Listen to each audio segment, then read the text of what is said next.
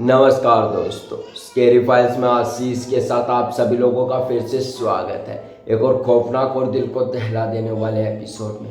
दोस्तों, ये जो कहानी है रोहित नाम के की लड़के की है जो कि एक कंपनी में काम करता था और उसका सब कुछ अच्छा चल रहा था। उसकी फैमिली में भी सब कुछ सही था, उसको फुल सपोर्ट थी, वो चाहे कुछ भी करे, हर चीज़ से उसकी फैमिली वाले उसके साथ थे। लेकिन दोस्तों, जो रोहित था भूत प्रेतों में बिल्कुल विश्वास नहीं रखता था। वो सोचता था कि ये सब कहने की बात है, इन सब कहने में कुछ नहीं रखता, बस अपना ही काम करता रहता था। और रोहित दोस्तों एक कंपनी में जॉब कर रहा था, उसकी जॉब भी अच्छी चल रही थी।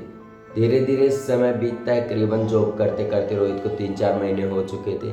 तभी एक दिन रोहित को कंपनी में ज़्यादा काम हो जाता है और वहीं पर उसे रुकना पड़ता है और रात के समय उसकी छुट्टी होती है। करीबन 10 साढ़े 10 बजे के करीब रोहित की छुट्टी होती है। और मैं आपको बता दूं दोस्तों, रोहित जो था बातों करने में काफ़ी एक्सपर्ट था, यानी कि कोई भी मिल जाए उसी से बातें करना, ना ही किसी से ज़्यादा वो। और पर बातों का इतना चस्का कि उसे कोई भी मिल जाए, चाहे कैसे भी, हर तरह से बातें करना बस। तो ऐसे ही दोस्ती कम उसकी रोहित की छुट्टी होती है रात को करीबन 10:30 बजे और कंपनी से घर निकलने के लिए अपनी बाइक निकालता है कंपनी से और चल पड़ता है। तो रास्ते में वो करीबन 2 या 3 किलोमीटर चला ही होगा, तभी उसकी बाइक खराब हो जाती है। अब रोहित बाइक से उतरता है और पैदल ही बाइक के साथ चल पड़ता है। धीरे धीरे रोहित चलता है, फिर पास में एक रुकने की जगह आती है, जैसे बस स्टैंड की आती है वैसे ही वहीं पर रुकने की जगह आती है जहाँ पर पानी वानी रखा हुआ था। रोहित वहाँ पर रुक जाता है और पानी पीने लगता है। तभी वहाँ पर एक साधु आता है और वहाँ पर रोहित तो बातों में एक्सपर्ट था, किसी से बात करने लग जाता था। तो वहाँ पर साधु आ जाता है, साधु से भी बातें करने लगता है और बातों बातों में रोहित उस साधु को कह देता है कि मैं इन भूत भूतों को कुछ नहीं मानता, ये सब कहने की बातें हैं, और जोर जोर से हंसने लगता है। ये कहकर साधु कहता है, ये मत कहो कि भूत प्रेतों को नहीं मानता, होते हैं लेकिन उन पर हंसो नहीं। तभी रोहित कहता है, यदि होते हैं तो मुझे दिखते क्यों नहीं, मुझे दिखाओ। साधु थोड़ी देर तो सोचता है, फिर कहता है कि इसको भूत दिखाना ही पड़ेगा, ये ऐसा नहीं मानेगा। तो करीबन 10-15 मिनट और रोहित और साधु आपस में बात करते हैं। तभी साधु कहता है कि चल मैं तुझे भूत दिखाता हूँ। रोहित हर साधु के साथ साथ चलता है। करीबन 10 से 15 मिनट साधु के साथ साथ चलता है। रोहित को थोड़ा थोड़ा डर लगने लगा था, उसे थोड़ा सा महसूस होने लगा था, लेकिन फिर भी रोहित मन थोड़ा सा टाइट करके वहाँ से चल पड़ता है उस साधु के पीछे पीछे। फिर वो साधु जो होता है रोहित को शमशान घाट में ले जाता है। रोहित से कहता है कि अब डर लग रहा है।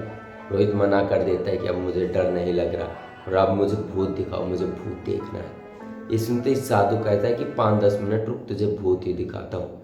थोड़ी सी देर दोस्तों करीबन 5 से 6 मिनट और गुजर जाते हैं। अब रोहित जो साधु था रोहित से कुछ मंत्र वंत्र कहता है और ज़मीन में एक कील गाड़ देता है, उसके ऊपर सफ़ेद धागा बांध देता है और उसको रोहित के हाथ में पकड़ा देता है।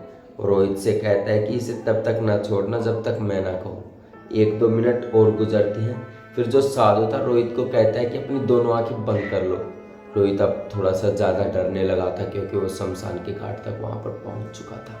और रोहित जैसे ही धागे को पकड़ता है, साधु करीबन 5 से 7 मिनट बाद वहाँ पर आता है, कुछ मंत्र वंत्र बोलता है और रोहित से कहता है कि अब अपनी आंखें खोलो। रोहित जैसे ही आंखें खोलता है, उसके सामने 4 औरतें पतासे खा रही थी। पतासे आप समझते हैं दोस्तों, जो मीठा होता है, उन्हें खा रही थी। रोहित ये देखकर काफ़ी डर जाता है और जो साधु होते हैं कि इस कील को मत छोड़ना, इसको धागे को मत छोड़ना, यदि ये धागा छोड़ दिया तो तुम्हारे साथ कुछ भी हो सकता है। रोहित दोस्त इतना काफ़ी डर गया था कि उसका कैसे न कैसे करके वो धागा छूट जाता है और रोहित वहाँ से काफ़ी भागने की कोशिश करता है। भागते भागते रोहित पता नहीं कैसे न कैसे करके अपने घर पहुँच जाता है।